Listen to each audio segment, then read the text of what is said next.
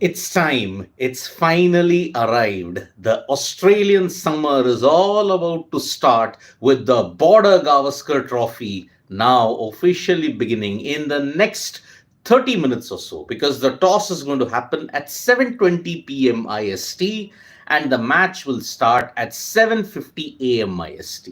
So, firstly, these are the playing conditions that's going to happen. From 7:50 a.m. to 9:50 a.m. is the first session.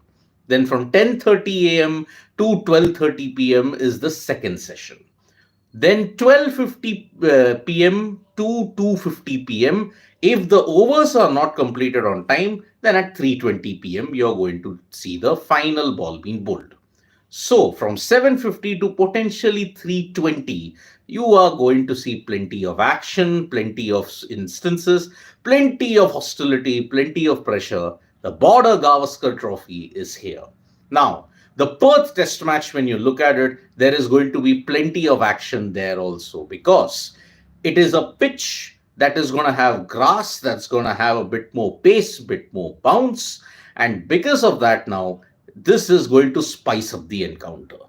The weather is also going to be cloudy and the maximum temperature is going to be about 28 degrees Celsius, which means there will be a bit of early moisture in the Perth wicket. And because of that, you are going to see teams that win the toss mostly bowl first. That is the latest update that we are getting you from Perth. There is very little chance of rain. I mean, there is a 1% chance in some of the areas around Perth. But apart from that, you may see a slight drizzle or maybe a slight halt in play. But rain otherwise is not going to play a part in the Perth Test match. So, pace, bounce, and because of the cold weather and the maximum temperature is only expected to go to 31 degrees Celsius, the pitch might not crack much in Perth. So, because of the heat and because of another huge deficit that we are going to stare at, if a team bats well, the Perth wicket might require a lot of work for the bowlers to get their wickets. So that's why once you survive the early session, once the moisture goes out, then you are going to see batting become easier. That is how the Perth wicket naturally is. But there will be pace, bounce, there will be movement at all times. So that's why it's not going to be easy batting also here. And Optus, remember, has always tended to favor teams that has batted second. So bowl first, bundle the opposition out, and then bat well on day 2 and 3. That is the best way that we are looking at it. So this is the current situation when you look at the Perth Test build-up. What will be the team combination for India?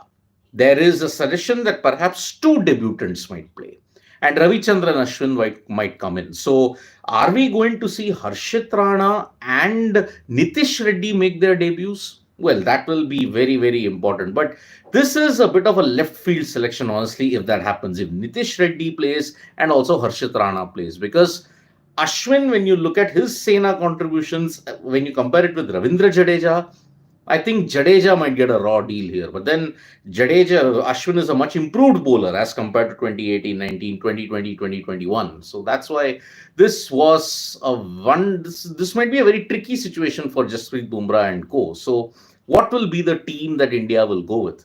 That remains to be seen. Are Australia playing five fast bowlers, including Mitchell Marsh? That might be a left field selection. Could be a big blunder by Australia, because looking at it, what was the difference in the last two BGTs that Australia lost at home?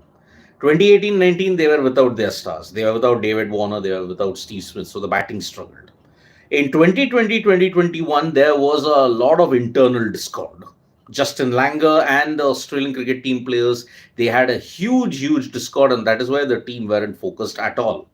Despite all that, they fought. Despite all that, they managed to ensure that they stretched their opponents to the limit. But yes, losing at home two times is a black blot in the Australian cricket history against India. So that's why they will be desperate to wipe that out. Nathan Lyon is one of your top performers at Perth. You have to play him. So basically, I think Pat Cummins would have had a slip of tongue by saying we were having four fast bowlers. He might have included Mitchell Marsh in it. So that's why Marsh, Stark, Hazelwood, Cummins, Lyon. That's the bowling combination. Scott Boland might be looked at unless you're not giving Nathan McSweeney a debut. You're opening with someone else and looking at it, You're then playing five fast bowlers and a spinner. That is only possible if Nathan McSweeney is not making his debut, although McSweeney is included in the squad. So, Australia also has certain team worries. The batting is not up to the mark. So is India. The batting is not up to the mark. So that's why this contest kind of starts as an equal.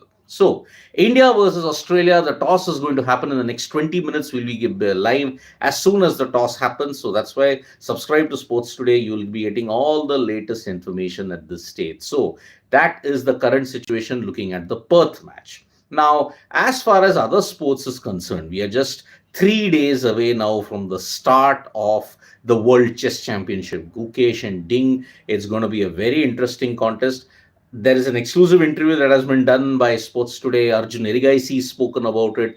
Today, you'll see what he's spoken about the World Chess Championship. So do check that out as well. As far as the BWS 750 Shenzhen Masters is concerned, PV Sindhu lost to a Singapore opponent for the first time. And last time she had beaten them, she had beaten her, but this time she really failed. And Satwiksairaj, Rankireddy-Chirag, Shetty, and Lakshya have advanced to the quarterfinals. Now let's see how that pans out, because today they will be desperate to ensure that they end the year on a high. So in the next 20 minutes, you're going to see India versus Australia battle, and the Border-Gavaskar Trophy season is officially here. The summer of cricket in Australia is finally here, and that's the thing. I mean, Austin's commenting here saying, good morning to you too. Another BGT, another day of early morning cricket. What are your memories of waking up early for a BGT match?